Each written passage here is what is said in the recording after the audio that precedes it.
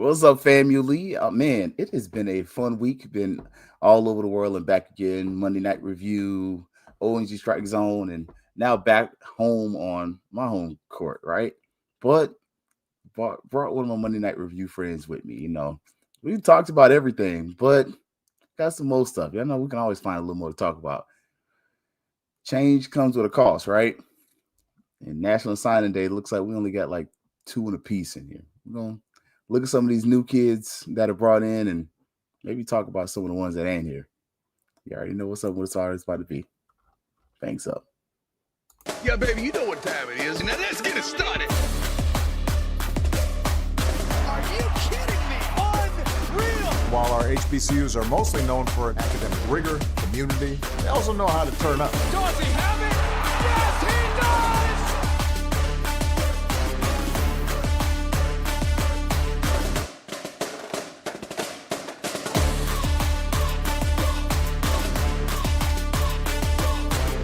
And that might be the knockout punch.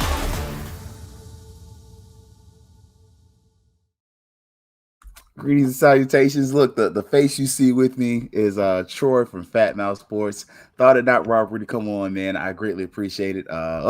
Backwards hat Troy today. Because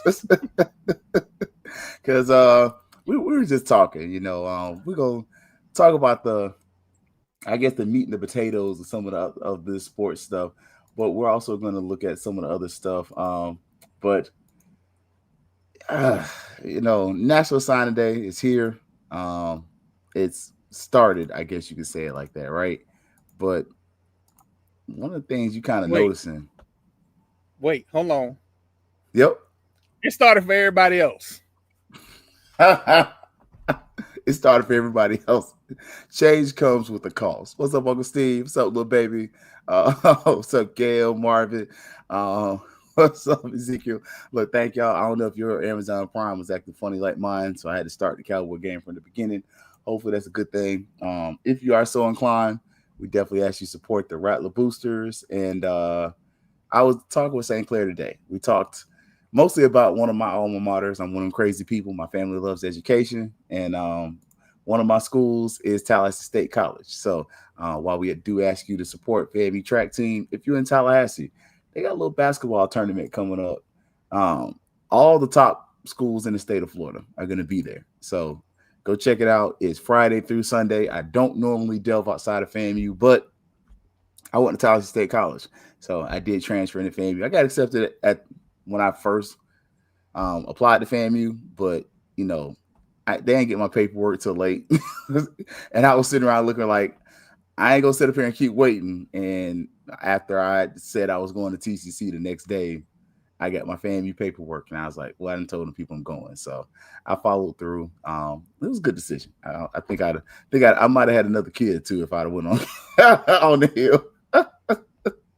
So they are having a basketball shootout. Tallahassee State College, one of my alma maters. I got three: Tallahassee State College, FAMU, and National Louis. So, yeah, man. And then don't forget volleyball starts tomorrow. Hopefully, Troy, y'all ready. Hopefully you get to catch. Two of your schools, you kind of you got a little love for. Them Rattlers and them Bulls. I know you don't always claim them Bulls, so. I met my wife there. Just know I have to claim them. I just act like I don't know them. They like your daddy people kids. That's how I treat them. Gotcha. I know exactly what you're talking about. And basketball is still going on. Tomorrow, they're actually going to be at the HBCU Invitational down here in Central Florida. I don't know if you got your stuff, Troy, but I got a message this morning, and I was like, Really? Yes. Really? Yes, I did. And I was like, I can't pick up that time in the morning. So I don't know. The other time is tomorrow, like 10 o'clock in the morning. I was like, okay, y'all. So we'll see. I'm just going to pull up and just message them tomorrow and be like, hey, I'll be there, but that window don't work. It's good when people respond to your emails. I'm sorry. I'm not gonna say they didn't respond. They did respond. They sent me a fundraising email. So they did respond to me, but it was a fundraising email.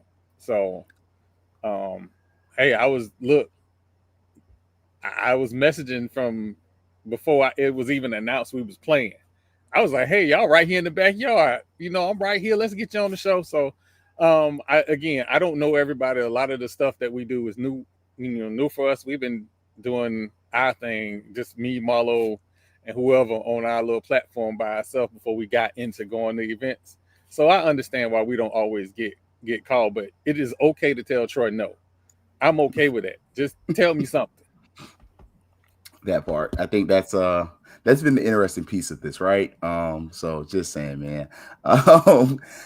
For me, I did get a yes, but I got a pending. I think it was like right after the Classic, and then I think, like I said, I saw it today, and I was like, I wasn't gonna make that, and so I think I'm gonna make it tomorrow. But I'm gonna see if I can I'm still gonna be there.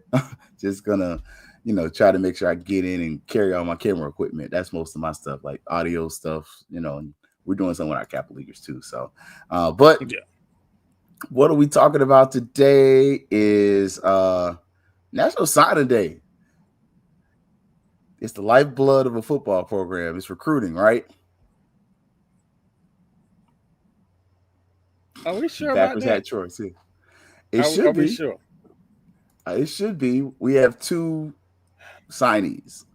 They're both on probably the most critical side of the field of the ball. I would argue for FAMU's purposes, this is the line that struggled the least. I think your defensive line struggled the most, but some of that was scheme. We got a kid from Miami Gardens, Jordan Davis, 6'3", 315. He looks like he's already been playing college football for years, just body type wise, right?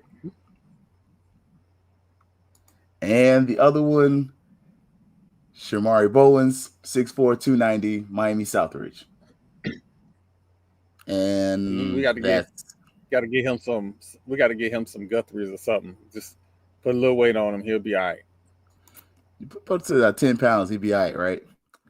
And that's it. Yeah. That's everybody's FAMU has offered, or that has signed to FAMU. Yeah, I see Wayne want to. So how many? Wayne wants to start with violence. I see that. Two.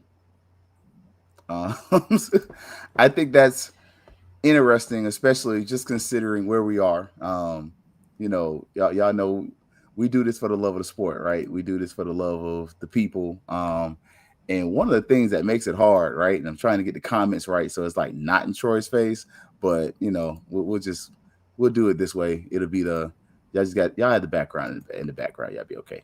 But it's interesting for me, just as a fan, like no post game on Saturday, no worries, no harm, no foul, no coaches call Monday. Okay, no harm, no foul. This is the first year we haven't had a National Signing Day blast from the coach. No parties, no nothing. And literally the day after signing day, we get two signings and a praised quarterback that many in Rattler Nation were proud to say, oh, he's coming to FAMU, doesn't sign with FAMU either. And you look at his coach's social media and he's like, yeah, we're working on something. Along with, let's add on to the fact that we're looking at a recruiting class, or 20 some odd seniors, right? That's by coach's own admission. Add on to that, we can probably confirm about 8 to 10 that we know of personally transfer students. Now, out of that 8, probably 6 have already stated publicly that they're transferring. We're waiting on the other 10 to 15, another 10, 15 more. You're talking about potentially losing half your football team this year. And you have 2 people that are committed. It's early, but raise your orange flags. How do you feel about that, Troy, as far as just recruiting wise right now? Okay, so first, every football fan in America signing day, and we got a signing window. So we got 3-day window for early signing day. Every football fan in America, this is their favorite part of the year, whether you had a bad season or a good season, because this is where the hope springs from. I can tell. I told lies last year based on signing day. Okay, they weren't So- lies, Troy. They were informed hope, because you knew you had some very capable talent coming in. Right. So when you and to be transparent, I was given a heads up that the signing class would be small, because I voiced my concern to some people about, hey man, it's been a whole 24 hours, nothing. And I was told that, the class was going to be small.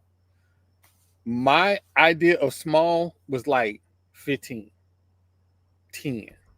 That was my idea of small. 2. And I'm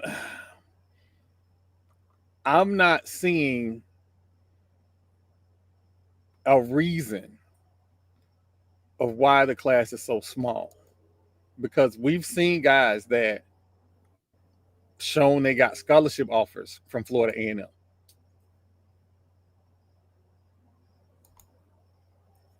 Yes, So when at the least signing day like 9 or happened, 10. so my expectations of small apparently is very different than what other people's idea of small is. And this has nothing to do with the person that gave me the information. This has more to do with the fact that we need a milk carton. It's National Signing Day, and I don't know where my head coach at. I can't listen. If you know me, you see me on Twitter, you know how much I love my alma mater. But my alma mater get cross Gain Street and start acting up. And it is incumbent upon me, for the people who love FAMU as much as they love Florida State, to speak for those people. And it's a lot of us out there, but they don't say nothing because they don't necessarily have the buy-in that I do. But I'm going to tell you, as a Noel who love Rattler Nation, this ain't acceptable. This is not acceptable. I'm not going to crash out. I want to, but I'm not. I'm going to keep it as professional as this hat will allow me. But come on, man. Like, the 2 signees are from your recruiting areas, from what I'm understanding. Yes. That's your backyard. Okay. So, fun fact, because I live in the Tampa Bay area, I know of Rattlers from this area. Jamie Bell played at FAMU from Lakeland. We should have seen somebody from this area. I shouldn't have ex-girlfriends telling me, hey, did you know about my cousin who signed with Rutgers? No, but okay. So, of course, I'm curious. I went through his feed back to January 1st of this year. Nothing about FAMU.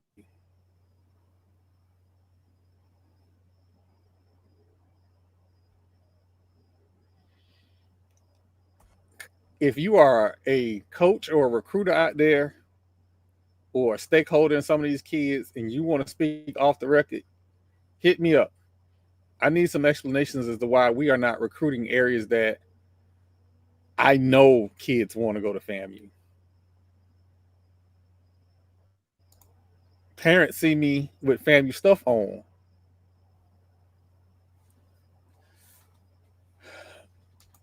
Well, yeah.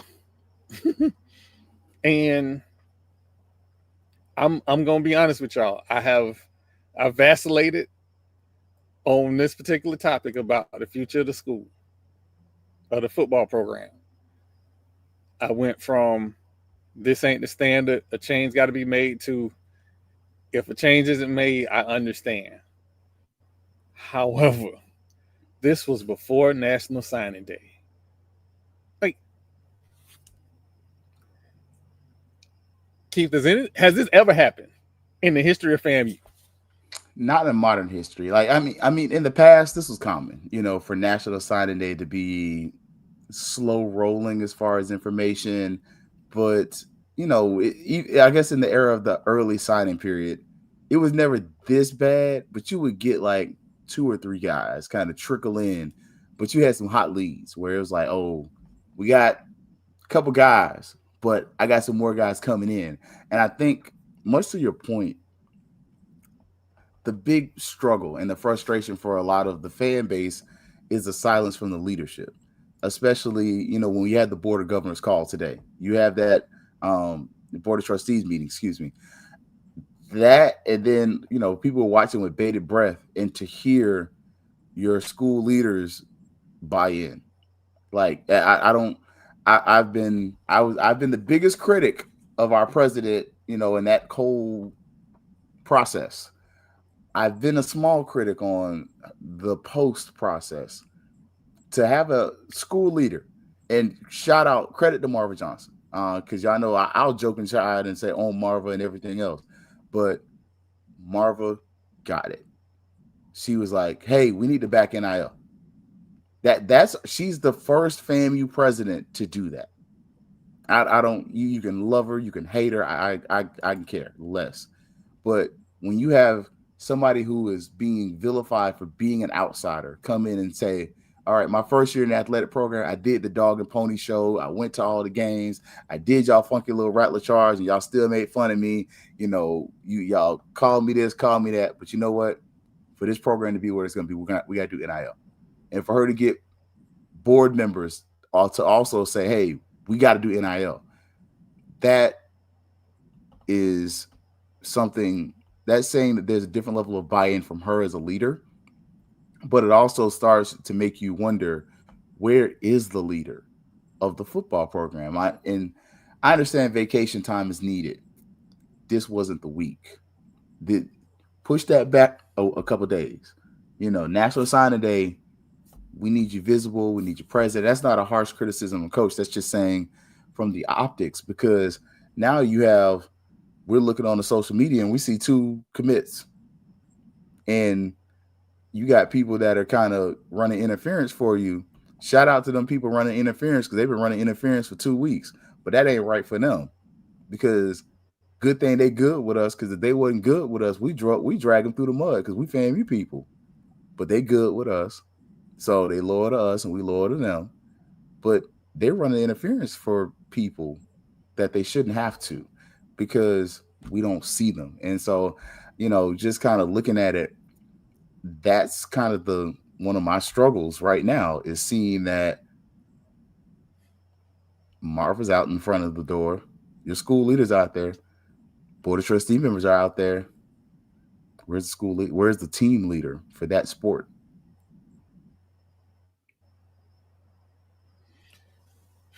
This comes at the backdrop of talking about resources. Remember, we had a whole discussion, a whole group of people crashing out at bad timing, talking about resources. I am very vocal about the fact that Devron is from St. Pete. I heard Devron today, which I never thought. And he made sure he prefaced it as, I would have never gotten NIL when I played college sports.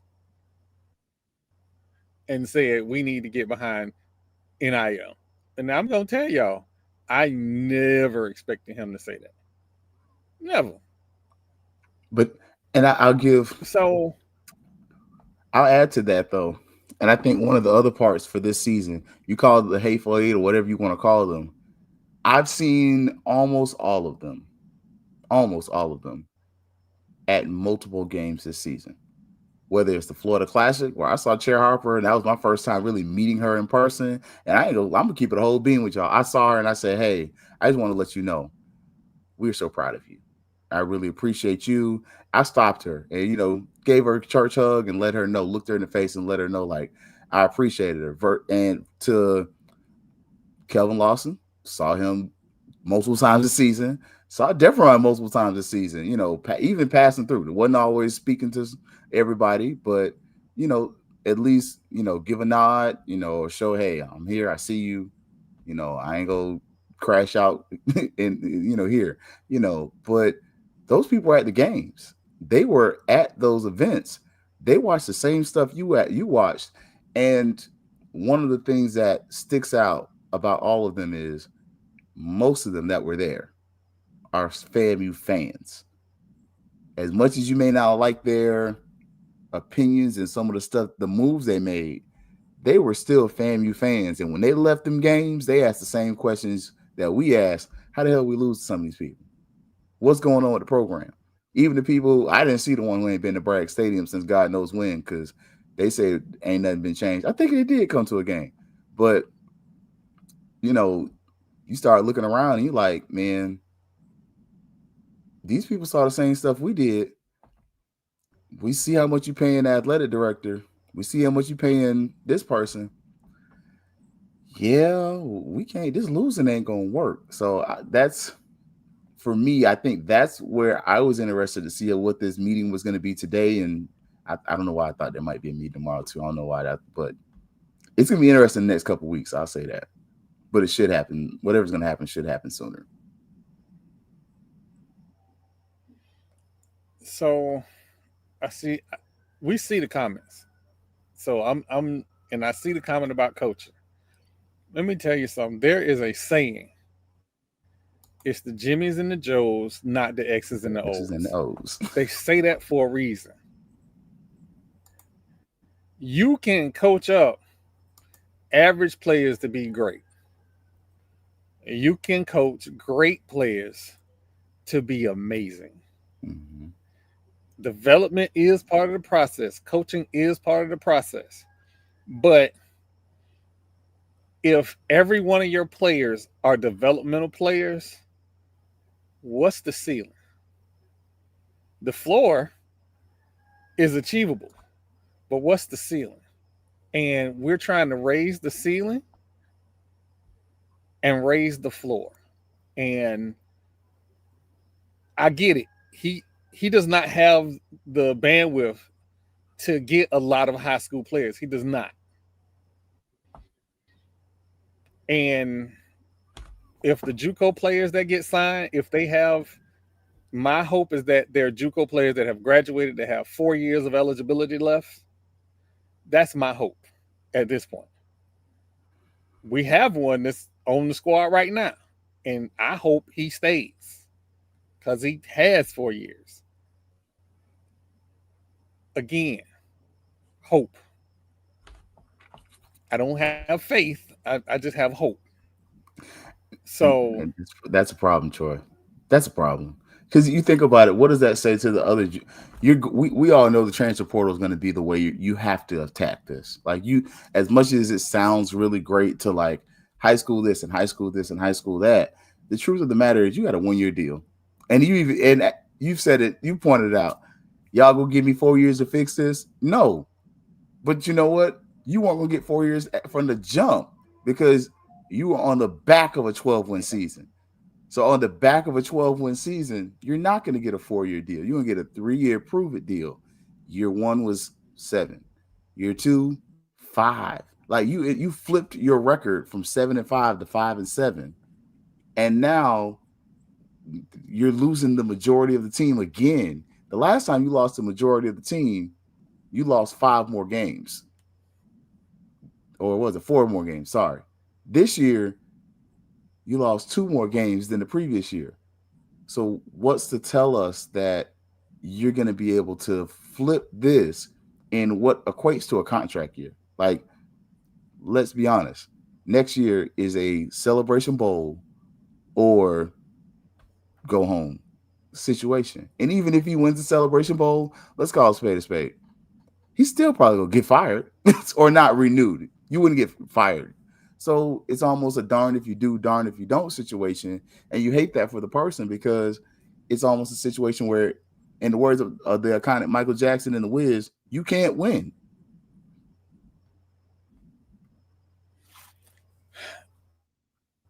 So we need to understand something. I would love to be in the. No, I won't. I'm not going to tell that lie. The previous era of college sports was BS. We are in the era where, yes, players want to be compensated, but understand the difference in the compensation. FCS players are not asking for millions of dollars. If you watch the board meeting today, Marva told everyone we lost a volleyball player for $600 a month.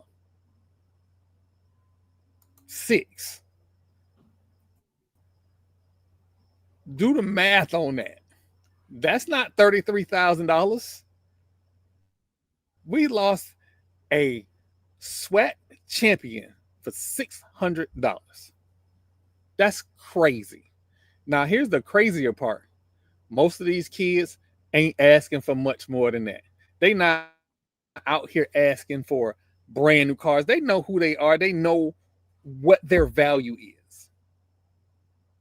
So when we tell this NIL story, and I have made it my business to be the harbinger of the message that, look, what Florida State is talking about in NIL and what FCS programs are talking about in NIL are galaxies apart. The expectation is different. I'll give you Troy's example. Troy is pissed off at Florida State because right now at South Carolina, Tanaya Latson is playing at South Carolina, where she's probably going to get a national championship. You think she was asking for millions of dollars? She was not. And because my alma mater is what they are, they ignored her. And now, Coach Brooke is having to develop and coach up players when she had the NCAA leading scorer. Now, let's bring that down to FCS, right? You think General Hunt is getting $1 million at Illinois? No, I'm not gonna say the number. All of the requests, yeah, all of the requests that were made could have been okay. And Steve, I get it. Like everybody is not going. You're not going to have a roster full of NIL guys, but. Oh, yeah. We're not going to have a roster full of NIL guys. Let's just be honest. A lot of guys aren't going to be getting NIL deals. But there are going to be circumstances where, hey, man, okay, you want $800 a month. Let's get with Fang Exchange and see if we got enough subscribers. By the way, fangexchange.com, plans as low as $10. See if we got enough people together to go ahead and do that. Mind you, these young ladies don't just do NIL. They've done nutrition. They've done requests. They put in the work. And so my frustration is I know what the coach needs. It's National Signing Day. And Coach Maurice, the running back coach, posted the National Signing Day graphic. And then we got radio silence for 24 hours. Yeah, I think that was frustrating because that really showed something that Kelvin's kind of been mentioning, disjointedness. Like it's almost like the coach is telling you, "Hey, I'm trying to hype up the crowd. I'm trying to get the base excited." And that morning, I ain't gonna lie to you, I was like, "All right, it's National Signing Day. We might not get 20, but if we get a good 3, 4, okay."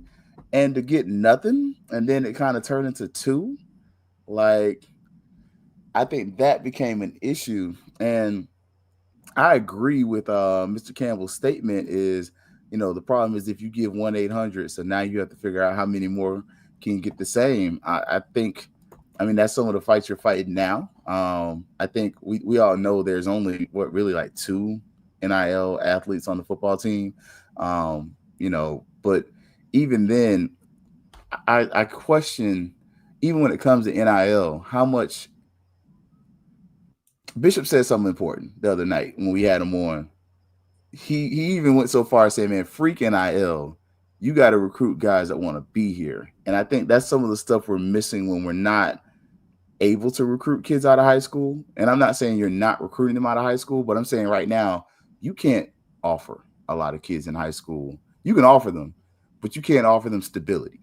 And I think when you get these kids out of high school, especially the ones who understand, hey, I'm not going to get this big money. I'm going to fam. You know, I'm going to, you know, make my way. I don't mind getting out the mud. They miss that opportunity to develop their relationship with the community to where they can earn the NIL and you can develop them talent wise. Whereas I think when you're bringing in all these transfer students at times, we're looking at what their potential is. And just how we saw with Jet, let's call a spade a spade. We saw Jet Petty and we saw his stats. And we saw like, yo, this kid is actually really good. Like statistically, he should probably be starting. And then you turn around and you're like, okay, so he's not going to play. And then, so who's going to get the NIL money? That kind of vibe. But you had a kid there that you, for all intents and purposes, you kind of passed him over, right? For RJ. And RJ ended up having a decent season, right? It wasn't horrible, but it was decent. But you started to kind of realize, you look at the makeup of what this roster is potentially going to be. Who's going to be your guy that's a Nayron? Like, because Nayron hit different. Nayron, after games, apologized to the fans multiple times. And honestly, he shouldn't have had to. He should not have had to. He's a college student. You're a senior college student who's won a Celebration Bowl should not be on social media telling Rattler Nation we let you down and apologizing for it and showing you how much he cared about FAMU. It should have, and I'm not saying the leader didn't do it. We didn't get it from him the same way we got it from them. So it didn't land the same. But that's a student athlete that from the pulse of Rattler Nation deserves the NIL because you've entertained us, you know, and not just entertained us on the field, but you've entertained us to say, hey, you matter. Your investment in me means enough that I'll pour back out. And, you know, and I know that you know, he did his piece as well, but I'm missing that for the next generation. Like, who's going to be the new Rattler next year that you're going to be like, all right, this is our NIL guy, and this is the guy that you want Rattler Nation to get behind? Because I don't see anybody coming back that you're going to do that for, and a team full of mercenaries is not going to do it to me.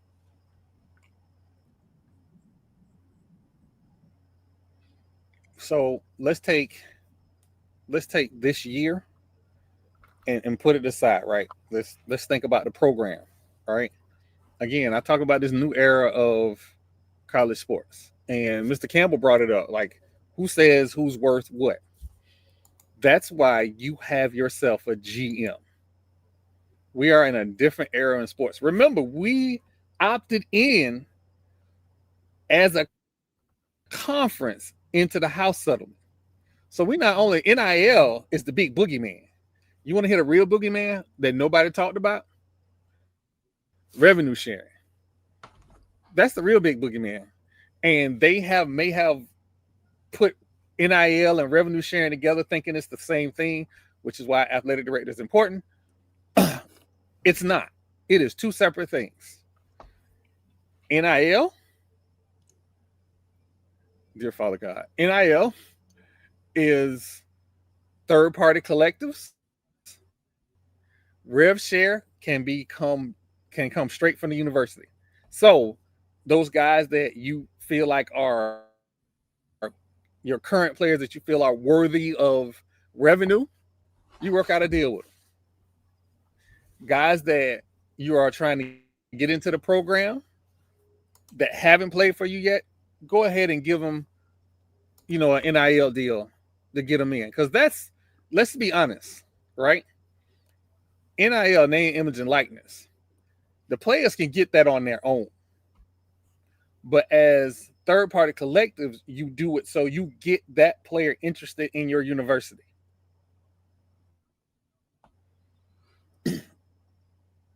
And it's some more complicated stuff, but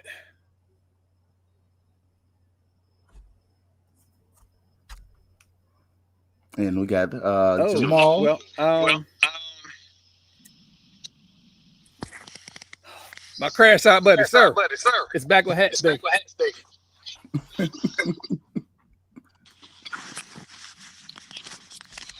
Now, I do love your I love your comment about rev share. And I ain't gonna lie to you, I definitely feel like I don't want to toot my horn because it ain't that loud. But I definitely feel like some of the ideas we share in some of our shows have landed, because I find it very striking that we're talking about revenue share, NIL, fan exchange, all these things. And then today, I didn't get to catch the full call, but they listed the amount of students that applied to FAMU. I believe it was some 22,000 students who realized, there's only one way to go, and there are great things that happen on the highest 7 hills. But I think I shared the other day, if FAMU attached a $10 fee for revenue sharing, NIL, or what have you, onto the application fee and some of the other things, that's a fee of, you think about it, 22,000 students pay $10. That's $200,000, ain't it? Something like that. That goes back into, you can do a revenue share, you can do it back in athletics, but it's small things like that, because we have to start realizing, even in business, a lot of times we don't realize microtransactions or how a lot of these companies make their money. Like I just noticed the other day, Xbox called me and I was like, where did this bill come from? I don't even use Xbox Live anymore. And I'm like, oh yeah, at the Christmas holiday, y'all getting cut because we don't use it enough for that. And I think FAMU's got to find a way, and other schools in general, to get those kind of small transactions that don't necessarily hurt, but you can kind of pass the buck and use that to help out. What's up, Jamal? Come on in. What's up? I mean, well, I think I've said it. I said it on our gathering of old men. Like, even if we look at raising the student activities fees, like in comparison to everybody else, every public institution in the state, I think we have the lowest student activity fee. So, they're gonna pay it anyway. It's part of their tuition. And if they complain, well, why it's going up? Like, ask some people across the street how much they pay in student activity fees. Ask people down in Gainesville how much they pay in student activity fees. What people don't pay attention to is kids, when students are trying to decide where to go to school, even if they don't play athletics as a factor.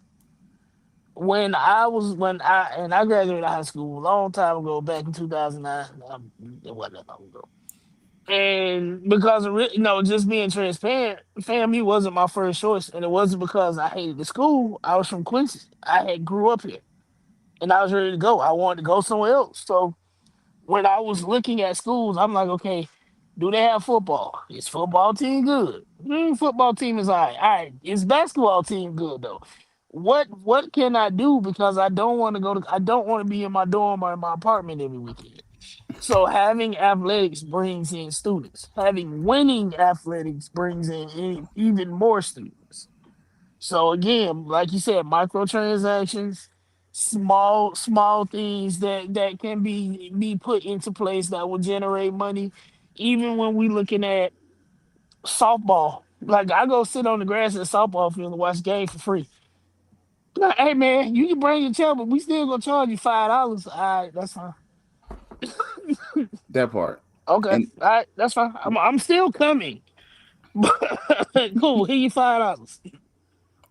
Yep. And you made a point. Like, I know for me, I'll be honest, my dad was the reason I went to FAMU. I wanted to go to FAMU, but like you said, I grew up in Tallahassee. I've been there. We had traveled around, the U.S.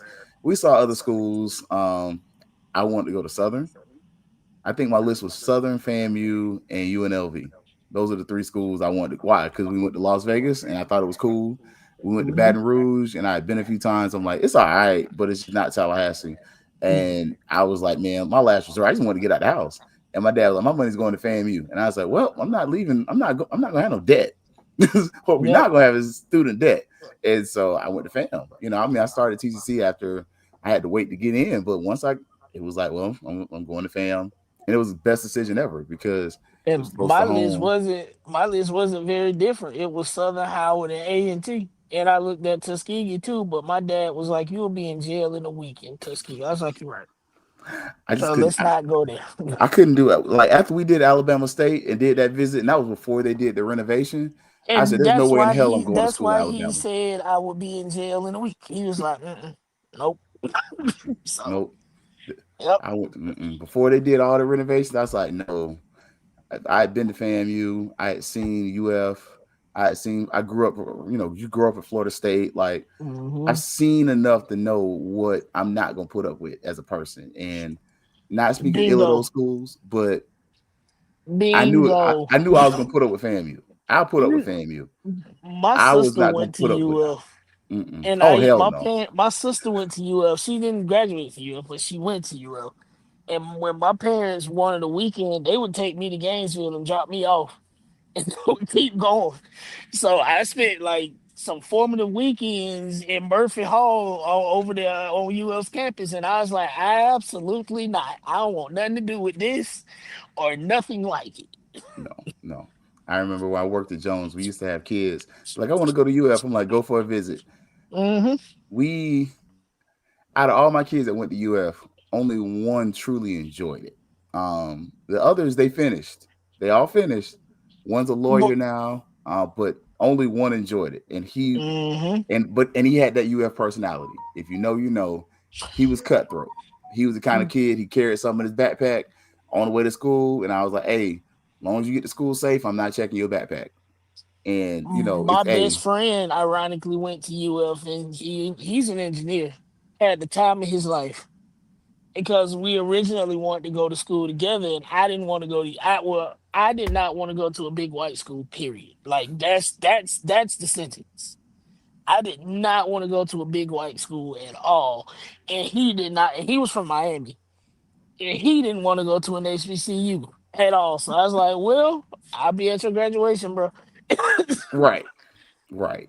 I didn't care if it was black or white. I just wasn't gonna do no church school.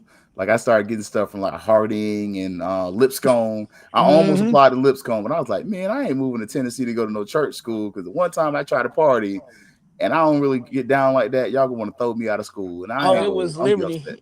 It was Liberty that was on me. Like, man, I was like, y'all don't know who I am. We gonna leave this right here.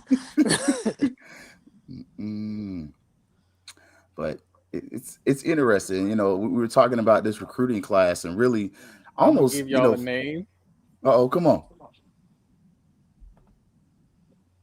Oh, come on, Troy. No, I was gonna y'all had these wonderful schools that was recruiting y'all. Yeah, so FAMU didn't recruit me because my 800 time wasn't as good as FAMU needed. So I was trying to go anywhere but home. So I had reached out to Heidelberg College in Ohio. My dad was like, "No, we're not doing that." And so my Hmm. first year and a half of college was at Miami Dade, Oh wow. and then I'm I not got look. blood alcohol poisoning, and I had to come home. See, that's the thing. TCC, I already knew everybody. We're Yeah, gonna talk about this coaching thing a little bit. We look. So to we your point, are. we're not gonna skirt around it. We're not gonna keep everybody forever. I don't know if the Fang Exchange is going tonight. I didn't double check with the girls. Um, I can take a quick look. I don't feel like they running tonight, but let me I look don't real quick. I don't think so either. Um, but I think we were just talking about the recruiting, the lack of talent that we brought in. I shouldn't say lack of talent. That makes it seem like the students that we brought in are devoid of talent. It's the lack of numbers. And I think Troy Nah, mentioned they not on right now. So I'm gonna say they not running tonight. okay. And Troy mentioned the floor and the ceiling. We've lost so many players, right? That just in general, like for me, you lost some effort guys. You lost some people who needed to go, and I feel like Hmm. in this situation, we've thrown out recruiting wise with the transfer portal and what we know that is coming and what we've seen from Vaughn and what we've heard that pretty much the majority of the teams in the portal. And so you literally throw it out the baby with the bathwater, Half water. and then you're looking to replace everybody. How is it possible to build a team that lives up to the FAMU standard with that stuff? So you don't, because it puts him in a tough situation, right? So let's just say, hey, nothing is done and he's back next year. Your whole team is gone. So now you have to bring in new guys and put them into a system in what 5-6 months, and that ain't gonna work. And this your contract year, so either you out the door this December or you out the door next December. But in December, you're gonna be out the door, and he can't give what was last year's excuse was, oh, I had some coaches around me that I couldn't really trust. They were leftovers from the last coach. So, I got to get my guys in and we're going to turn this thing around. Those are his exact words, right? And he hired in a whole new coaching staff. Everybody is new. And performed worse this year than he did the last. So now he doesn't even have any more excuses. No. I think the only bright spot that you could almost say is he got the offensive coordinator right. Like, I can almost give him that because points per game seems to be up because Daniel Richardson is miles ahead of where RJ is. Absolutely. So I think that switch to Burris is the only thing that you really look at where that, I ain't gonna say it's a home run, but it was a hit. But I think at your receivers coach, and I understand they had a falling out, whatever, but I don't know. First of all, the receiving coach played under Alex Wood. That should have been a red flag right there. See, I don't talk about Alex Woods. That is the greatest way to get me to crash out is Alex Woods. Oh my gosh. That man ruined my undergrad. I never forget that man came to recruit one of our students, and I was like, he's not coming. He's like, da. I said, you can say whatever you want. And I work with that kid's dad right now. He's not coming to FAMU. His daddy went to FAMU. His mom went to FAMU. He ain't coming to FAMU. He got an offer from Tennessee. That boy going to Tennessee. Recruit somebody else. I think I can get him. Okay. I mean, he was going to be severely undercoached during that era of FAMU football. Yeah. So I'm with you on that one. I just got a message. The hell. He'll be back. So allegedly,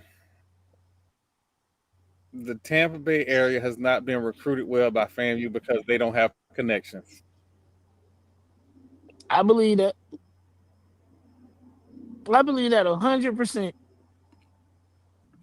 I ain't gonna say I don't believe that. I'm going to say that feels like we have alums here. That's what I was about to say. I feel like a lack of want to. No, but you have alums, but you also have a disconnect between this current coaching staff and alums. Mm-hmm. And I am not by any means one of those rattlers that believe it has to be an alum. I don't. I pick the best available coaches and coaching staff and let's go. But you also have to talk to us. You have to interact with us. You have to want to know what you're getting yourself into, and I don't get that from those guys. And again, this isn't me saying that coaching staff need to be up alumni butts or nothing like that. But you still have to build relationships. Recruitment on any level, academic, athletics, is all about relationships. And if you don't have them, you pick up the phone, hey, coach, I want to come see your team. Nah, I don't know you. Bye. Yeah. I mean, look, and there's 5 chapters in the state of Florida you need to know. Like, and I'm not saying that from what somebody told me. That's coming from working with, as the person who did social media, helped do social media for the Florida region for almost 3 years. You have to know the Leon County chapter. That's your largest chapter. J.R.E. Lee in Jacksonville, you have to know them. The Tampa chapter, you have to know them. Miami-Dade and South Dade, you need to know them. And Orlando has come up to where you need to know us. Well, them, because I ain't paid no dues yet. But you need to know those chapters. If you know no other chapters in the state of Florida, those are the ones because they consist of a lot of big money donors. They consist of a lot of alumni that work in corporate America and have access to corporations and who can help get you those NILs or who may be able to just front you the money for an NIL. Those are the chapters you got to work with. So when you're hearing that Hillsborough saying nobody comes here, we don't have a relationship, that's concerning Very. because that's one of your most active chapters. I mean, Troy, I think you were at the USF game, FAMU USF. That was darn near 25% FAMU fans at that game. Mhm. So it's a reason why the Tampa Bay Devil Rays have a FAMU night.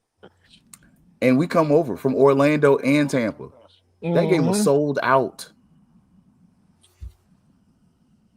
Like, So again, you have to be aware of what you're getting yourself into.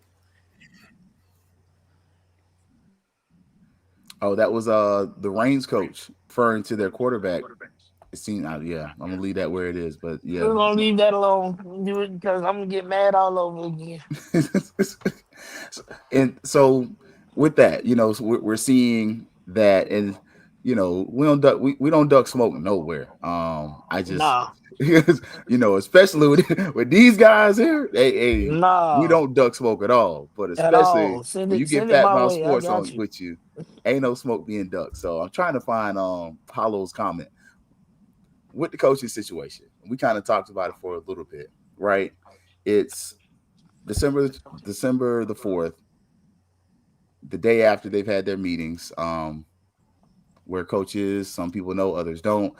But what do you all do with the current coaching situation at FAMU? Do you let the contract determine your actions, or do you let the results determine your actions?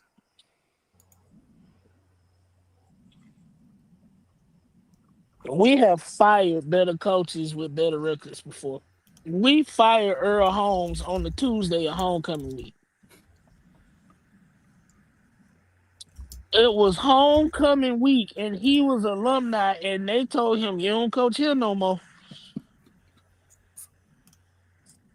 So that's your job is to win games. Your job is to win the classic. Your job is to have us competitive so that we can be when they are talking about the swag, when they're talking about Celebration Bowl, when they are talking about potential playoff bursts, they say FAMU at some point in that conversation. We should never be the afterthought. I That's your agree. job as head coach. And once you are not completing any of those tasks, what is your point other than you getting a free paycheck? And a nice check too, because A real nice check. because I've heard some people talk about the FAMU salary, and I was like, I don't think people understand. Like, Cozy's salary is actually competitive within, Yes. like, HBCUs pay near the top when it comes to like salaries at that level of football. So I think for me, and Troy's going to jump back on in a second, but I really feel like if you're going to let the contract make your decisions, then as a athletic director, that's where you got to be the strong athletic director versus you can't be laissez-faire and like, well, I'm gonna let you figure it out. There is no figuring it out. Like, you've No. had 2 seasons to figure it out. If we had seen 7 wins, maybe even 6 wins, and a win in the classic, or that even beating Valley, I could still kind of be like, okay, you can figure it out.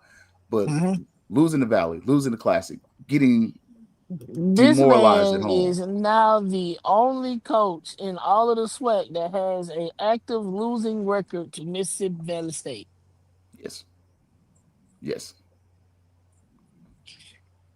This is not disrespect or knock to Valley, because I understand the predicament that Mississippi Valley State is in. They catch somebody slipping every single year. It's our running joke, and it's always really good to see. He has an active losing streak to Mississippi Valley. It's like putting a college in 2-egg. Like, I get mad at It every is person that's exactly like putting a college in 2-egg. like any person who's like, oh, it's like putting a college in Quincy. I say, don't disrespect Quincy or Don't Havana like know that. that is, let's put one in 2-egg. 2-egg don't even have a full stoplight. Right. Like, I've been to Valley, so it's not like, oh, you being funny. No, I've been to Itabena, drove through it, rolled past. Like, it's like putting a college in 2-egg. You're losing to a school that, honestly, the defensive line is normally undersized, but they get the best they can get. and they settled there and had a good time with you. They're getting what they can in a lot of areas, and they're happy to go into your area and out recruit you, which is, you know, another That man indictment. got out recruited from a high school that is 27 miles away. I'm gonna tell you, and for the people that don't know, that the school is so close to Tallahassee that if it was a medical emergency, they got to drive to Tallahassee to not die. Yes, because didn't they shut down the hospital over there? It's not a trauma center. They can only deal with like what is that called? Like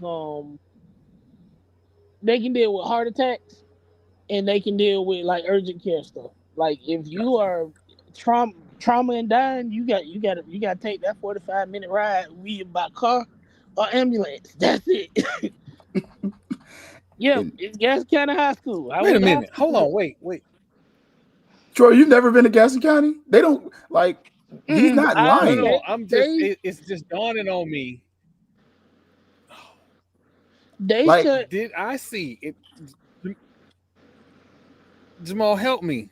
Did I see a Godby commit in the last couple weeks? Did I see that? FAMU? Yes. Yeah. But he didn't sign. Did they sign? No. Yeah, you saw it got me commit, but I didn't see a sign. You saw it commit and not a sign. Literally, the what? They're not the second closest. They might be the second. They're either second or third closest high school to FAMU. Yeah, closest one is Rickards. Closest one is Rickards. After that, it's probably Leon, then Godby. Mm-hmm. So the third closest high school to FAMU, and the kid didn't sign. College, a quarterback. Granted, he's 5'10", 100 touchdowns season. Is 2 hours and change. 5'10". I don't even care about height. Can you throw? Can you get the hell out the way if the pocket collapses? Can you read defense? 2 hours down the road, he don't sign. He don't sign. After he commit the day before National Signing Day. Pretty much. Like the week before, something crazy like that. Like literally, this is the stuff that, you know, and this is why I was like, hey Troy, we got some stuff that we can talk about and we can keep all of us from crashing out. But it's just, this is where you start asking those questions about the program, because to Hollow's point, it starts to have you ask the question about the coaching and the coaching staff. And honestly, if from 5,000 feet away, not even 5,000, it's more than 5,000, but from 3.5 hours away, when I'm looking at the FAMU program right now, I see a disjointed locker room and I see a disjointed coaching staff. You can't tell me that the coaches are on the same accord when the recruiting coordinator drops something about National Signing Day, and much to Troy's point, we go a whole 20 plus hours and don't hear diddly. Like, he should have might as well just not dropped nothing. Like, just don't say nothing. Have a little something that we're going to have a few kids. I think for everybody in the chat that's not. What happened? No, I was, and I may be running a little bit behind because my conversations are crashing. I apologize. I got people downloading stuff on the internet here. Hey, don't be talking about that later. What lady? We need to understand what is said, right? We're not recruiting Leon County, Gaston County, South Georgia, and what I mean by that is you might have went up there, but you're not signing. Willie went to Madison and got 2. And that's a statement, because hell, the fact you can get more than one out of Madison that can qualify is a miracle. Bingo. No, they don't go to Marana at all. And yeah, I said Marana. No, that's across. My mama people from there. Marana, 2 Ed's, Grand Ridge. Mariana, Bluntstown. Look, that's why Registered Sausage won't support you now. 9 times out of 10, shoot, you don't recruit our kids, you don't get no money. You ain't lying. Or facing sausage either. Like, I'm just saying, you know, and that's got jokes. Somebody from Coon Bottom. No, they don't go there. They don't go to Sneed's. They don't go to. We don't have many kids from Wakulla. Port St. Joe, Sneed's, Wakulla, Calhoun County, Carabel. They go to none of those places. And the worst part, I can tell y'all, what's that? I forget the school. I took over the fifth quarter from him. Over there, right past Wakulla. He literally begs, "Can FAMU please come out here? Can Well, y'all I think please?" that's Levy County. No, that's not Levy. No, Swanee it's not County. Levy. That's Swanee County. On the No, it's other not side. Swan. It's not Swan. He's over there on the other side. He's a little small school. He like, "Hey, can y'all come check out some of my boys? I got a couple guys. You know, like we have coaches that beg They for went to FAMU to come through." Bonifay and offered somebody. What? Now we did offer a kid from Bluntstown, I believe. We've been trying to get them kids from Thomasville. We offering, but we ain't finishing on a lot of them. That's because when I was playing ball and was going through the recruitment highs and lows for a little while, you can tell when kids have a coach that didn't play college ball, so they don't understand the hot cold game. Versus when you have coaches that play college ball and they can be like, they playing hot and cold. So if you want to deal with them, deal with them. If not, move to somebody that's on you right now because they really want you to come. If FAMU is playing that hot cold game with those kids, that's why they're not coming. And I didn't realize what the hot cold game was until I got to my junior year. And she coaching at Rickers right now, but Sharia Davis was my coach and explained the hot cold game. 1 week you call me, 1 week I hear from you, 1 week I get all the emails and you invite me to stuff, and then I'll hear from you for about a month. Highlight Hollow's comment. This one, Highlight Hollow comment because I saw that. yep, one. that's the one. Let me tell you something about FAMU. FAMU know what schools generally has kids that qualify to get into FAMU. There is a list. I can guarantee you there is a list at FAMU. These schools perennially have kids that don't get into schools, and these schools have kids that get in. Yep. I promise you they have a list. And can we break the third wall? We got to also break the third wall of that standards BS. Every college has the same standard. Now you choose whether or not you want to move around, but there's an NCAA sliding scale. Every athlete is on that sliding scale. Your school just dictates where they want to be. Some schools are a little more selective. FAMU has to be more selective because of the APR aspect.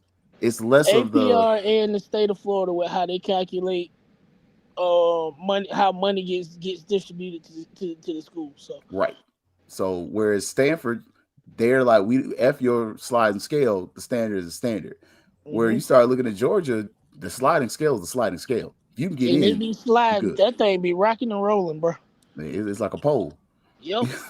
So, some of that they can't get in. It's not that they can't get in. It's that we're not going to let them in. Boot skin scale rocks and rolls when it comes to athletics real bad too. It does, because if the better kind of athlete you are, the more likely UF is going to take a chance. And I think it's JSE. If you're talking about that Battles boy that was on that team that went to state last year, they actually wanted him, but he wanted to go somewhere else. And again, same reason why I didn't want to go to FAMU. I understand. I think he's up at Towson now. Not mad at that. I mean, it's a small church school in the middle of Oklahoma, but he gets the NIL money. Yeah. And rev share. Yep. So, but again, they recruited him heavy, but he just wanted to leave. So hey. So Troy, we didn't get your Troy. We got you with the backwards hat though. We gotta get you on the coach. Like,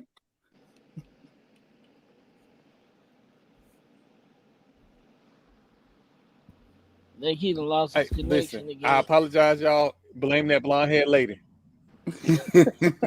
So how do you feel though? Like, what we had you kind of cut out.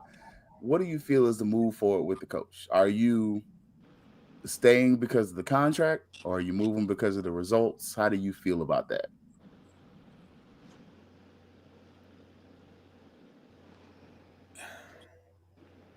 I always say it like this: anytime you call for a coach's head, you're not just calling for that coach's head. You are moving whole families. So understand, this is not something that I take lightly at all. And I think Cozy, the person, is a really good guy. Anybody that will say, no, you're not finna get on my players, I'm gonna take all these shots, I respect that. But again, this is a results-oriented business. The standard is the standard, and he was on the coaching staff of a national championship team. He knows what the standard is. No, he has I two can't. championship rings. He definitely knows what the standard is. Yeah, I cannot say he needs to stay, because if you know me, if you follow me, I'm a sports economics guy. We not playing in the Celebration Bowl cost us money. We didn't host a SWAC championship game, money lost. Not having kids on the all SWAC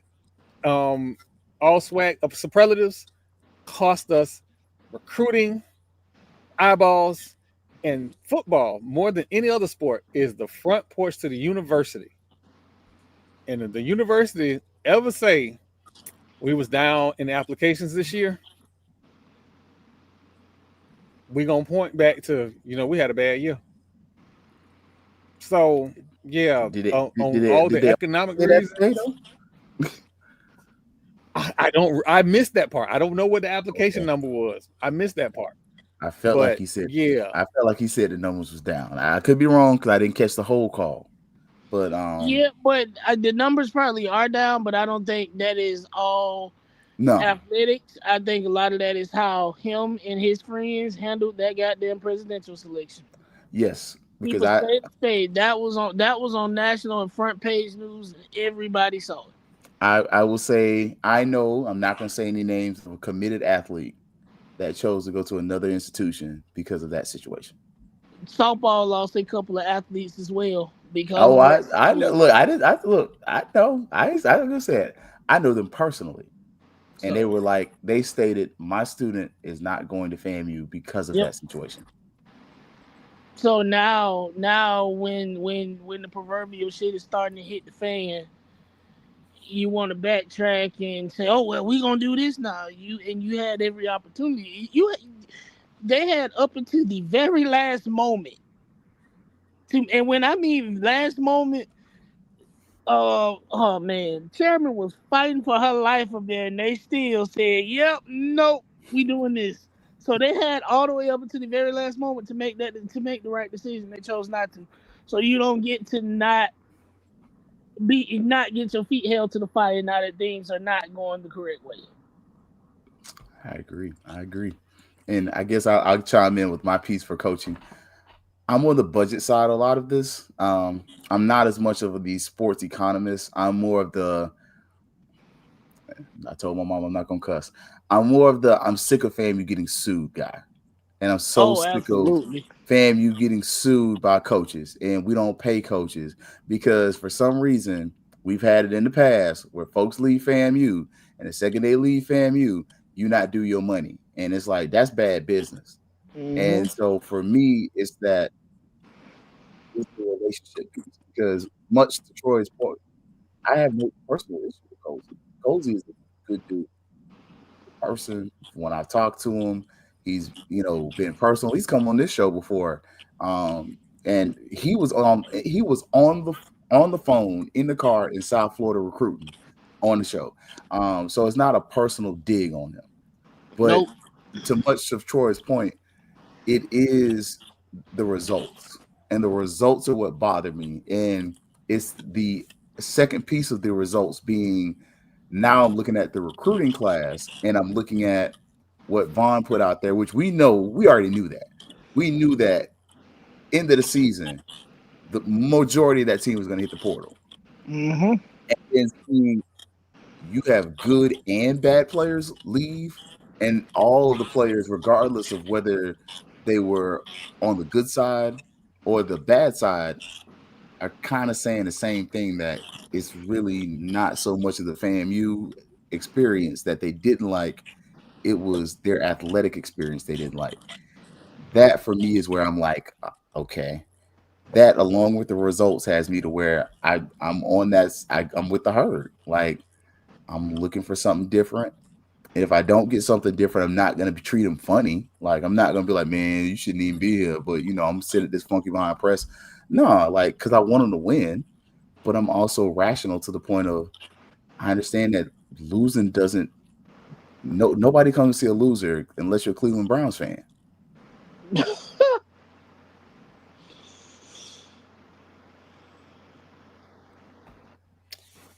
It, Can't I argue with think that, man. I was blessed to be in Tallahassee from 1994 to 1999. I was blessed to see championships on both sides of Gain Street. There I are know whole Tallahassee was swaths. a time during that era. I know it had to be a time. Oh my gosh, it was amazing. I'm I just no. I'm married now. Hey, we can get But back to that, but hey, It's gonna take some. both sides of the track got to fire their coach at this point. It it was. Oh my gosh. I'll let you is. finish, Troy. I'm not even. I'm gonna say this: there are swaths of Rattlers who never experienced what I experienced, and that's crazy.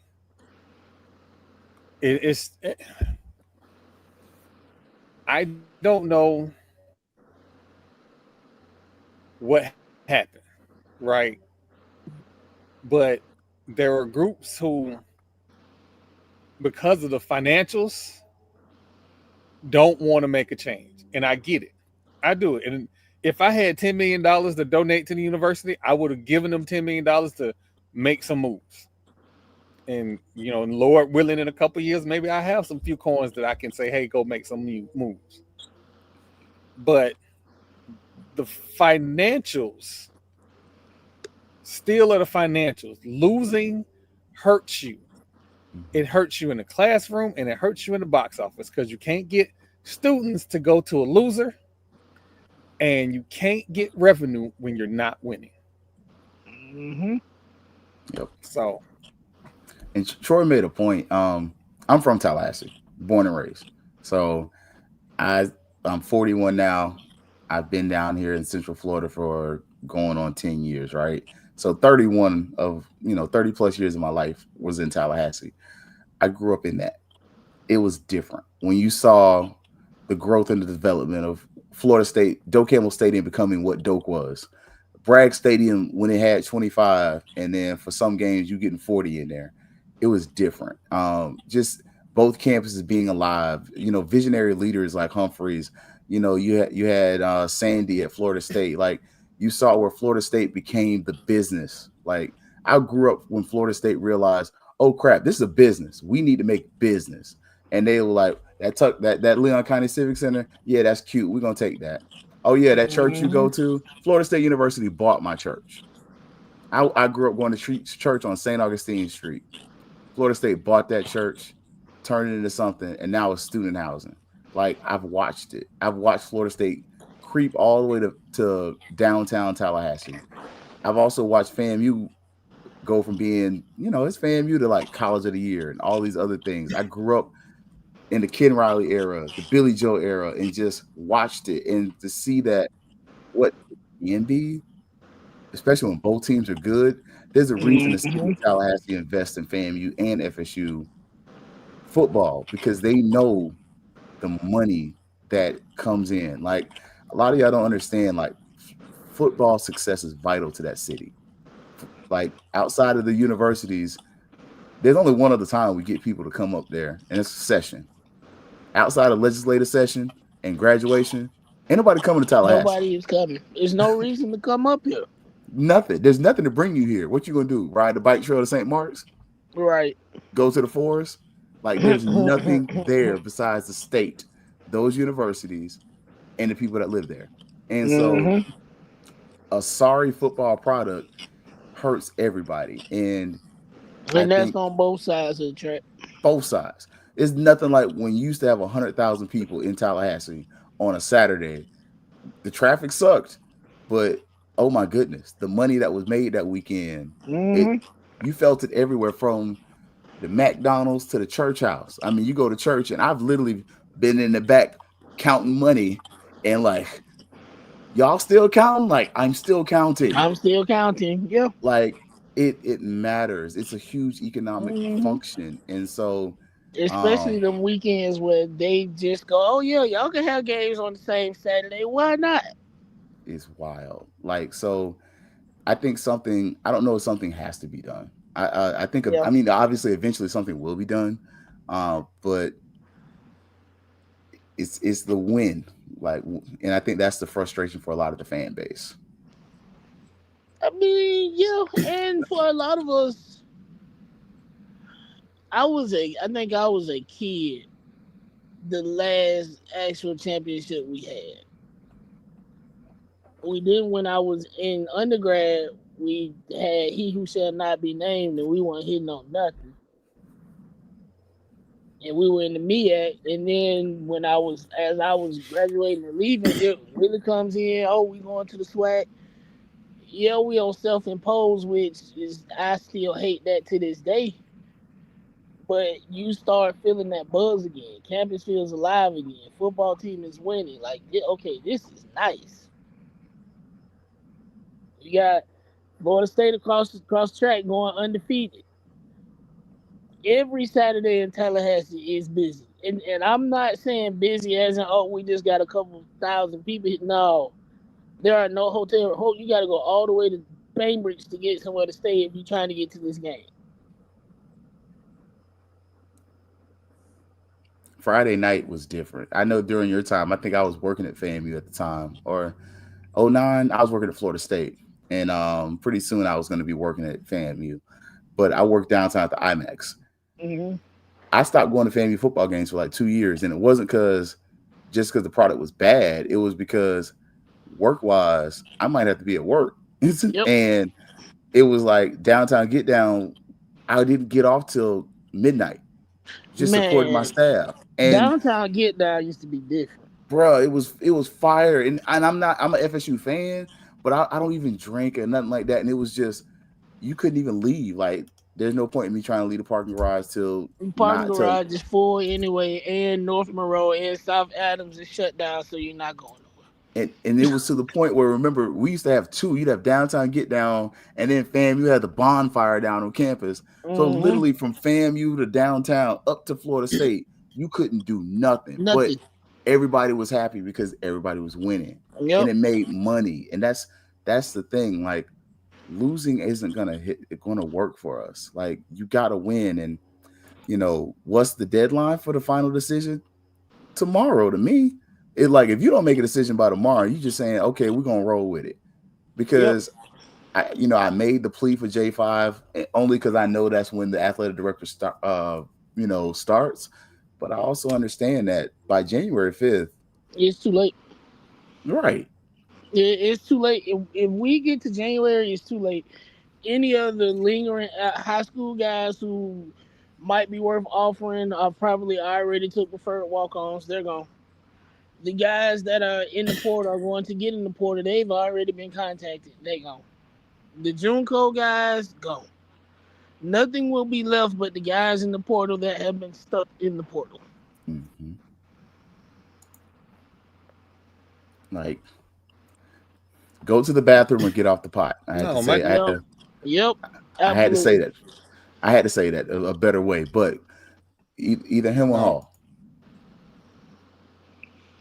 Yeah, my dad used to have this little interesting discussion with me whenever I didn't decide on something he wanted me to decide on quick enough.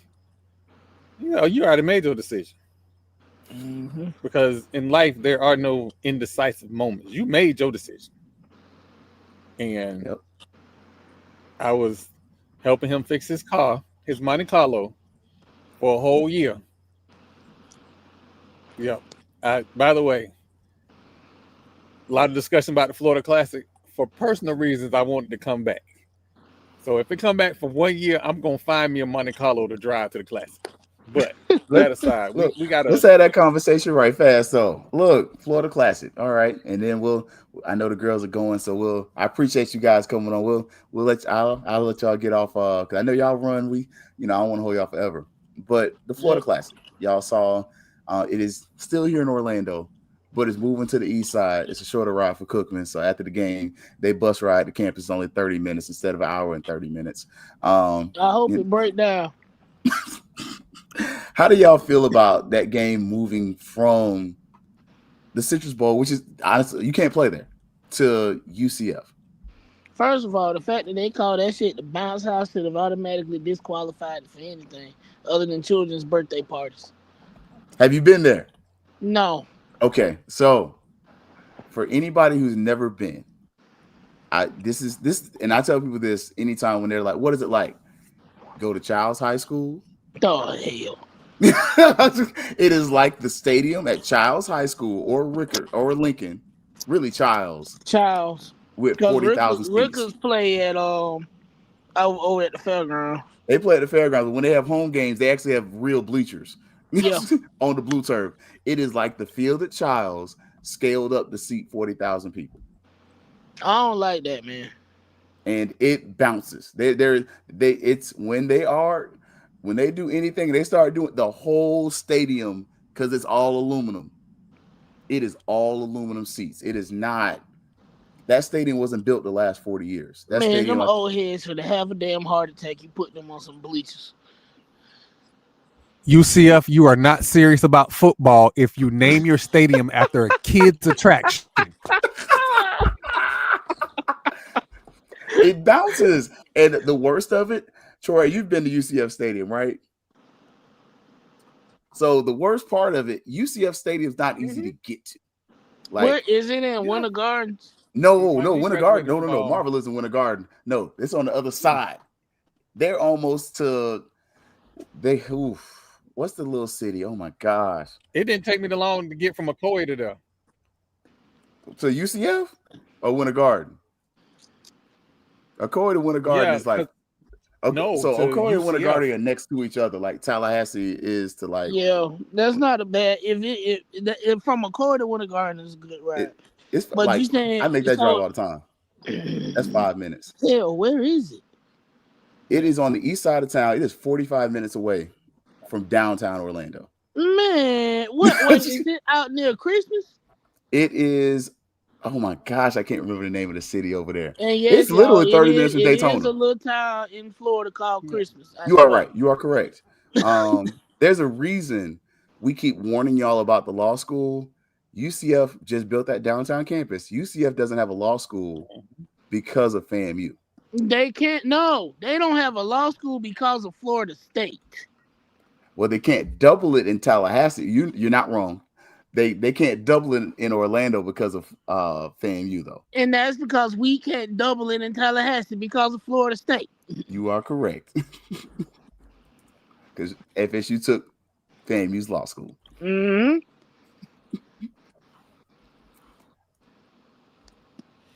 So yes, but the stadium seats Again, 40,000. There are which is- reasons. Oh no, I was just gonna say there are reasons why FAMU hate my school for a reason, and I the understand old those heads. reasons. The old heads. Look, I ain't forgiven, but I also understand. Look, Florida State gave me my first job, so you know what? It is what it is. So and then y'all seen me talk about the coaches, except for Coach Shoot and maybe Charlie, because he a work in progress. We can't come across Gain Street until we get our act together. I don't know. The Tennessee Volunteers not invited no more neither. Titusville is the city I want to say. UCF is closer to Titusville than it is the real like. Oh downtown. yeah, then that means Oh, it's yeah. out Yeah. there near Christmas because you have to go through Christmas to get to Titusville from that side of town. Mm-hmm. So yeah, you can I get used to from live in UCF to the Titusville. That's a hell of a place too. you can get from UCF to the like I said, Daytona. I wouldn't even say Daytona, like Cocoa, in about 45 minutes, maybe 30. It's not a bad ride. But yeah. Nah, it's a little boring, a little redneckish, but it's not bad. Now, some of the problems you're going to have there is, like I said, attendance. You better get your tickets early. It's going to sell out. But the atmosphere is going to be off. Like, you can't have all the vendors on UCF's campus like that. The police gonna send you on your way. Yep. I mean, I'm for it going to Tampa. I know it has to be in Orlando because the agreement runs through that year, but y'all heard me. Like, shit, does Biloxi have a stadium? we take a hey Rattlers in the Lux for the weekend. I'm just saying. And you're not wrong about UCF being near Oviedo. Yeah, UCF's really like next to Seminole County. It's not really that close to downtown Orlando. It's out there by itself. Yeah, it's its own city. Like if you live here, you don't go to UCF. It's almost like, oh, that place where the sun rises, we don't go over there. Mm-hmm. And my wife went to UCF twice. She graduated twice, so she actually finished. I can't even tease her. Oh, Wild shit. I applied Hey, to do my master's at UCF, got in, and then never went. Oviedo is nicer than. Put the what is that? The 14th Soul. Put his comment up. I won't go back to Tampa. Let me go ahead. Sir, let me. So first off, we have a Mayor Castor. All right, Mayor Castor is a former police chief. And under her police chief reign, we had some of the worst community policing in a very long time. She has made it her business to change that mindset and that image of the city of Tampa. So we've had, I think the AKAs have had several regional conferences here. We've had the Omegas, the Sigmas, the Kappas, and the Stigmas. Yeah. So she's going out of her way to say, hey, come to Tampa. Look, let's put it like this. Go just watch the video and go watch the video of the other side of 1911 when they started stomping and they scared them damn horses. Them boys started and they started hitting the Omega stomp. Y'all know what I'm talking about. And they scared the horses. And the police oh, go watch the YouTube video of it. And not one of us was hurt. I will say for me, I grew up going to the Florida Classic in Tampa. So my first NFL stadium was the Big Sombrero. So, you know, that black scoreboard, that black press box and all that, which I thought was the greatest thing ever growing up. But I also remember that feeling coming back like, man, they did us like that. I feel like for FAMU to go back to the Florida Classic, there needs to be a large financial incentive. And honestly, I think Tampa's the best place for multiple reasons, despite the emotions. Because you got Steinbrenner Field across the street. You can literally have all of your picnic stuff over there and just take the bridge over to the Buck Stadium. The parking situation is better. Already made logistical sense. Tailgate over there, walk across, win, lose, draw, go home, go back and drink some more. And it's right off the interstate. UCF is right off of the toll road. But when I tell you, you got to take the toll road and then ride through UCF to get to the stadium, because the stadium is on campus. It's not like kind of how Bragg is on the outside of campus. Now, UCF's football stadium's in their athletic village area. So, and they don't tailgate like we tailgate. Like how y'all like to be out there. They shut down tailgate a little early. Yeah, look, I just think I know the emotions of it because I felt the same way. Emotionally, I don't want to never go back to Tampa for the Classic. And it's crazy. I went there for the FAMU baseball game and loved it. Had season tickets to the Bucks. But it's something about the Classic going back there. But for next year, I'd pick that over going to UCF just because I think it's a better logistical situation. For everybody that don't know why I'm saying this, because I was there the year everything kind of came to a head because they shut down Tampa Bay Mall. Tampa Bay Mall is no longer there. It is now One Buck Place. The other thing is, and I saw somebody say when the non-alums and non-FAMU fans get there, where the game is, ain't none of that. That's all parking. Nope. Ain't none Nope. of that. Nope. So the game. Let's be honest. The don't have parking any- at Tampa is the best in the state for NFL stadiums. Mhm. Like, to me, the Yeah, worst 'cause- parking is Miami.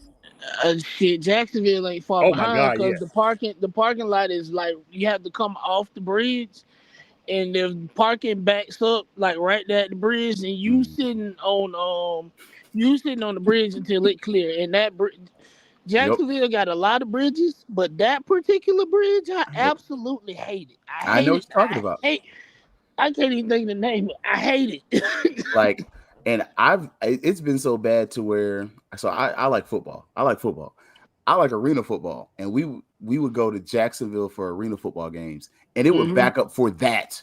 And we're talking 9,000-10,000 people, like and on the bridge. And you're just sitting up here like, this can't be life. Like when they played that Monday Night Football game against the Chiefs, the game had started and the stadium was about empty. And ESPN just panned over to the right a little bit and was like, "Oh, they on the bridge." Like, I go, boy, I love my team, but I hope that shit is addressed when they do these stadium renovations because that's bullshit. And honestly, even with the Bucks, like we left early. We left like fourth quarter, and I mean the worst part was I-4. I-4 by Disney was the worst part. Actually, the part by the Bucks Stadium wasn't really bad. The Bucks do parking amazing. Like, I'm just saying, for anybody who's, I personally feel, just from a fan experience, Tampa does the best job of all the sports when it comes to even this year's baseball. Even the Rays at the Trop is not that bad. If you pre-order your tickets, I'm gonna tell y'all my secret. I don't tell everybody. When it comes to Tampa Bay Rays baseball games, pre-order your parking. If you pre-order your parking pass, you will get out of that. The worst part of being at that game is being on the bridge to get to the stadium. And they've tried to fix that. Like, I just think Tampa would be the best fit. I understand why they don't want to do it, and then with Jacksonville, they're renovating the stadium anyway, so that's reduced capacity. Yeah, and that's why we not playing that Citrus Bowl because they have rented it out for Jaguars, and they're doing like $40 million worth of upgrades to the stadium for the year. Yeah. So it's gonna be interesting, man. Yeah, Troy's face. man, come on to Tampa, man. I got this sugar-free sweet potato pie. It's gonna Don't be say love. that out loud no more. And then Matt, Listen, you man. right. That bridge does sway. That's why I hate it. Exactly. And I ain't gonna lie, I ain't been to Jackson since I crossed. It's still the same. Stay off the west side like it does if you have to go through downtown. It's still the same. Now, what's it called? It was busting though. I ain't gonna lie to y'all. Y'all gatekeeping on Toonies. Oh,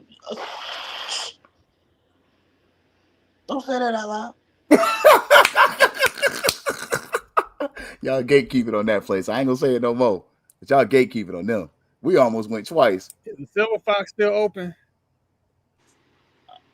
I don't know what you're talking about, Troy. Why you saying words out loud? Sound like some more gatekeeping. Man, I worked in Jacksonville. Yeah.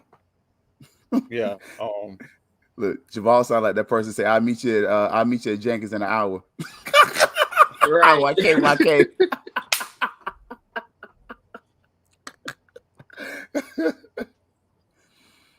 Man, Matt, some of my favorite people are from Duval. Stay off 103rd. I will go to 103rd to get some food and go back to my house.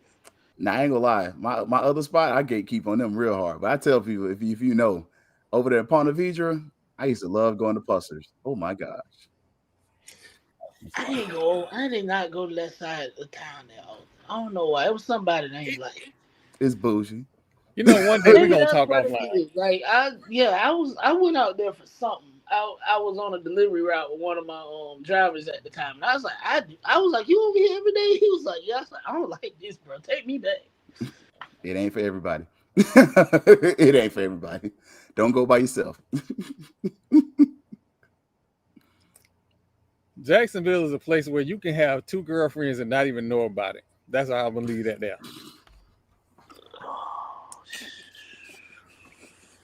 It's the largest city in the state. Yep. Yep. It's like the beautiful thing about Jacksonville, you can be city and then you can be in a cow pasture in 45 minutes. It's shit, 15 if you're on the right side of town. Yeah, and for a while I worked in Jacksonville and lived in Orange Park, so I used to be all over the place. Oh wow, that's Yeah. a difference.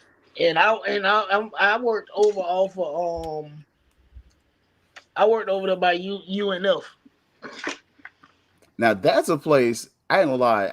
I never went there until I was at FAMU. I needed a book, and my friend was like, she was working for DCF or something, and she's like, I'm going to Jacksonville. I said, they got a book I need. I'll ride with you.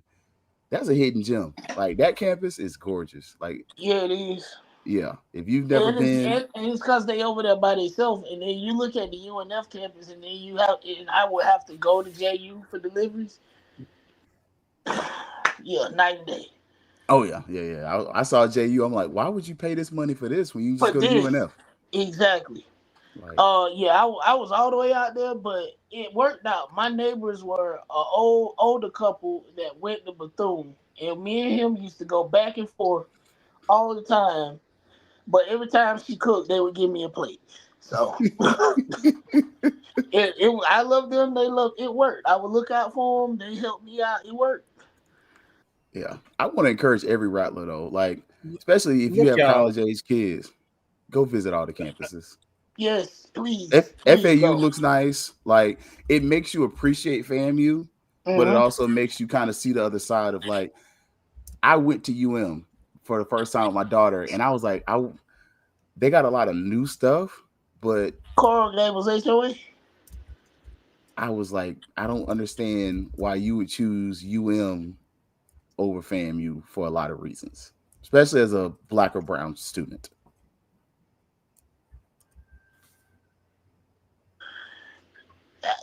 I will never mention that school on any and a lot podcast of it's ever. about what you want. See, you better than me. I don't go to Jacksonville beaches. I'm sorry. I'm North Florida till the day I go. I The don't Atlantic like, I don't side like, I of the don't like state of those Florida beaches on that side. sucks. It does. The And Atlantic beaches are trash. garbage. And I used to live in Cocoa. Hated that beach with a passion. West side's the best side. West I'm side's sorry. the best side. I will go to every beach on the west coast of Florida in a heartbeat.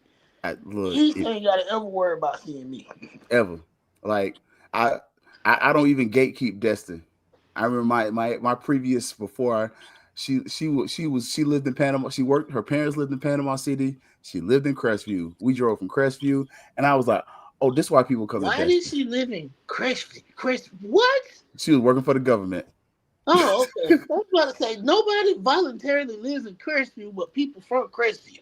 She worked for the government. Okay. All right. And we made that ride. I was like, "This is nice." This guy got sacked for his safety. But yeah. Can't talk about Destin either because we used to have PBM and sister retreats in Destin.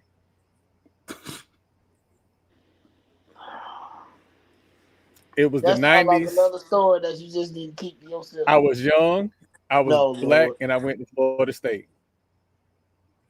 That's my story, and I'm sticking to it.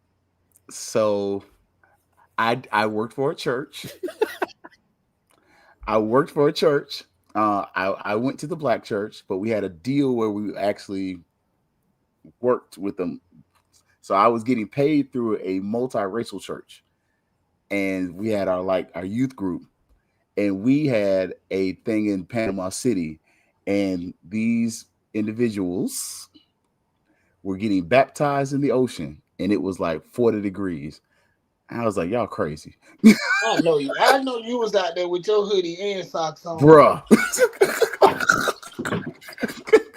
They're like, you getting in? Like, I'm black. I just rode the bus with y'all. I'm not doing this. Oh, goodness. Matter of fact, they Before used we to get own off, a I'ma house just across say the this. street from Florida State. I'm gonna say this before we get off. Marlo has taken me on some fishing and hunting adventures that has ended up in cold water in North Florida. That's all I'm gonna say. I'm not even gonna ask because I probably know where y'all was at. Yeah, you can't be telling the hunting spot. That's a good way to get the friendship right there. Mhm. Hey, tell Marlo to go ahead and get his rifle ready too for the top of the year. I gotta see all the details. Yeah. Listen, Nah, I y'all told boys you going when I hit week 4, I'm ready to go. As soon as Yeah, we're after 4 outside. weeks after my surgery, I'm ready to go. We are outside after that.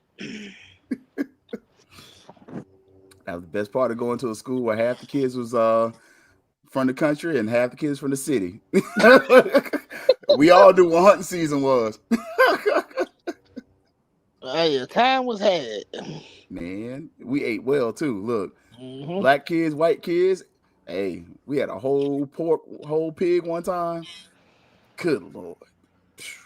See? I don't know who daddy killed that hog, but he put his foot in it. Man, I ain't gonna lie, I appreciate y'all coming through, man, because I definitely look this past couple weeks. If it wasn't for my family, I probably would have crashed out a lot more than I would have crashed out like I did for the Howard game. Like I ain't gonna lie, like Man, I think I crashed out for the Howard game. I know I crashed out after that Jackson State. No, I crashed out before the Jackson State. I think I've been crashing out all season. Even when we win, I'm like, the fuck is this? Howard and Albany State. Those were the two crash out moments for me. I Now, was at the Albany State game. same. Yeah. I think I tore up a hat that night. I had to go buy a new one. Now the classic was the rarest form of me. That's the first time I was just quiet. Like I couldn't say I gotta ask a question because I got these credentials, but I sat in my seat. I was standing up because I just knew we're in the fourth. It's the fourth quarter, and they are 4-8, and it is 20 seconds on the clock. We golden, right? I'm standing up. The whole section standing up. The 100 have been playing the whole fourth quarter. Oh, we got this in the bag. Yes, sir. When I saw that quarterback wave that man downfield, I already knew that was it. Troy, I tell you, my stuff was packed. He was throwing the ball, and my stuff was in my bag, packed up, and I was like, "So we going to post game?" I was done. Yep. Yeah. Nah. I called Troy while I was walking down the stairs. It was like, hey, I got a couple questions I need you to ask. I know he ain't asked none of them. Hey, look, your boy run a tight ship for them questions and for the classic. Yeah. Hey, if it was one time he picked to show up, it probably should not show up. It probably should have been that one. Yeah, that was that may have to be a segment on Monday, Troy. Like, when did you crash out this season? Yeah. Oh yeah. Like, Woo! yeah, Did South Carolina lose to Louisville? I didn't see. Oh no, man, they won 79-78, but Southern knocked off Arizona this week, and that made my week. I saw that. NCCU, I couldn't crash out because Troy Oliver, just the way he read us. Yep. Post game, you were like, "Yeah, we suck." Yep. What did they do to Jenkins? Did they fire him or they didn't give him the job? Oh, Jenkins barbecue. Oh, okay. I was like, whoa, yeah. Nah, they shut down. I don't know why that happened, but let me I ain't call. been there forever. Dang, man. Yeah, 79, 79, 79, 77. That's good. That was a good game. Take that. That's what's up. Out there, look, y'all guys, let everybody know where y'all can where they can find you, when they can find you, and again, I appreciate y'all coming through because I definitely needed that. I needed the extra help to carry the load tonight. You going first, Troy? Yeah, hey, look, you can find us at watch.fatmouthsports.net. That's our YouTube channel. Like and subscribe. We're there. We're normally there every Tuesday and Thursday, but I got some business to handle this week. Next week, we'll be back on regular bat time, regular bat schedule.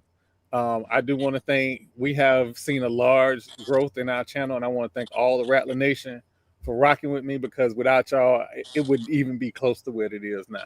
So, again, thank you. Yep. I mean, Troy said it. I'm every Tuesday, Thursday that I'm not in peak season. I'm there. I'm just a guy with a lot of opinions and a big voice that he invites on every week. But follow me on Twitter at Kid McFly on Twitter. I need to change my Twitter handle. I say outrageous stuff there too. So if you enjoy hearing me saying the same stuff, come on. And as y'all know, man, it's Keith Hadley Fangs Up podcast, fifth quarter. Much like Jamal, probably not quite as outrageous, but on the fifth quarter, you probably get a little more of the fan side of me. Fangs Up is just the more button up side. But Thursdays, Sundays, we're here. And then our last Monday night review show is going to be a season wrap up. We're going to see how many of the Avengers we can get together and really just try to enjoy, man. So I personally, I'm not going to lie. I told Brian we couldn't finish with the Valley game. That's not how you finish a season. So I'm sorry. I'm an 80s baby. I believe in happy endings. And when I'm talking about television shows. Keep it C. I believe we got to finish the season with something on a positive note. So Monday, last show for the season. Next year, we are going to bring it back. We're going to try to start out the whole season like that, man, and really thank everybody for liking, sharing. Much to Troy's point, my followers have gone up, and without y'all, that doesn't do anything, So I need y'all to help, continue to help, like, share, subscribe to all of our platforms, and support the teams. Y'all know Giving Tuesday just passed. Some of y'all like me, you don't get paid till next week. So if you still can give. And we definitely ask, in particular, give to the Fang Exchange. I have nothing against the Rattler Athletic Fund, but I do know that the Fang Exchange is one of the best ways to give and for it to hit our coaches and our players where it matters the most. So, yep. Any parting words before we go? Also, condolences to Troy, man. Troy is carrying a heavy heart and a heavy load, and he thought it not robbery to come on, and I appreciate it. In this season, I've never dealt that. So my day is coming, and when it is, I definitely call him and ask, hey, what was it? What was the process to get through where I needed to be? So I'll just say this before we leave. One, everything that you think you might need to say to your mother or your father, say it. Absolutely. 2, get your parents, especially as they get older, to tell you where everything is. That too. Whether it be old pictures, whether it be documents, and then put everything in the cloud. Because we have hurricanes, anything can happen and stuff get lost. So if it wasn't for that, I wouldn't have this picture of my mom. That's my mom when she was a kid. The first time I saw this picture was after she passed. So make sure you preserve your family history because you never know when you're going to need it. Mm-hmm. Mm-hmm. And definitely, if you haven't already done so, meet with a financial planner. Get your last will and testaments done. It's not a comfortable thing. My dad made me do mine. And when I was very young, my parents were very honest about what they were doing. And as an adult, I appreciate it now. And if you can, I don't sell life insurance, but if you know somebody that can help you get some kind of life insurance, especially get it. And if you have a young child, get it because you can get life insurance and it can act like another savings account for your child for a very low price. Anyways, this ain't a financial planning show. I'm not a financial planner. I'm just a FAMU fan. And tell your people you love them and always give them good hugs. I think my dad died June of this year, so some of the circumstances, just hold your people tight because they're not gonna be here all the time and you're gonna miss them. So hold them tight. Say what you got to say. Be honest. Ask questions. And I didn't get to know my mother as an adult because she died when I was like 20 and she was still technically raising me. But get to know your parents again as an adult when they don't have to take care of you. It's a fun experience. It is. My dad and I talk almost every week, and I promise you, growing up, my dad and I didn't talk like that. Me and mine either. We did not. Like, he was disciplinarian. I stayed on one side, he was on the other, and that's just what it was. But the moment he was like, oh, he good, he take care of himself, and he had to like drop that parenting mask, it was different. Man, it's the second I told him you about to have a grandchild, life changed, and man, ever since it's been. You still have the parent moments, but you get a lot more of the game. My dad gave me more game as an adult than he did I ever as a got kid. growing up. Yes. Like, he would like see me going the wrong way and be like, "Oh, you'll figure it out," and just keep going. Yep. Now, and don't let something. I can say this to this day. I vented a frustration to my mom. I told my dad about the same thing. I got a call from somebody that had nothing to do with it saying, what's the problem? And I'm like, I didn't tell you nothing. And I put 2 and 2 together. I said, he called this person, that called this person, that called that person. Yep. But you never know. Your parents never stop working on your behalf because they always do want what's best for you. Absolutely. Me and my siblings even joke about it. I was like, man, I was having some issues with some stuff. I said, man, if Pop was here, yeah, they be like, yeah, you know, he been already called some people and it'd be handled by now. All right, y'all. Let's get up out of here because we're gonna have everybody up here crying and emotional in a minute. All right, y'all. For everybody, HBCU Digital Fat Mouth Sports, we thank y'all, man. We had the matchup. We missed Marlo. I missed Marlo today, so tell Marlo we missed him. We got to have Bo next time, especially. We got to get ready for that next time we face Cookman. I'll try and get him on Monday night. All right, y'all. We'll catch everybody. We'll see y'all. I'll see y'all on Sunday. And then Monday, Troy, we're going to bring as many of the Super Friends together as possible. All right, y'all. Y'all already know what it's always going to be. Thanks up. Yep. Night, y'all. Yeah, baby, you know what time it is. Now let's get it started. Are you kidding me? Unreal. While our HBCUs are mostly known for academic rigor, community, they also know how to turn up. Dorsey, have it!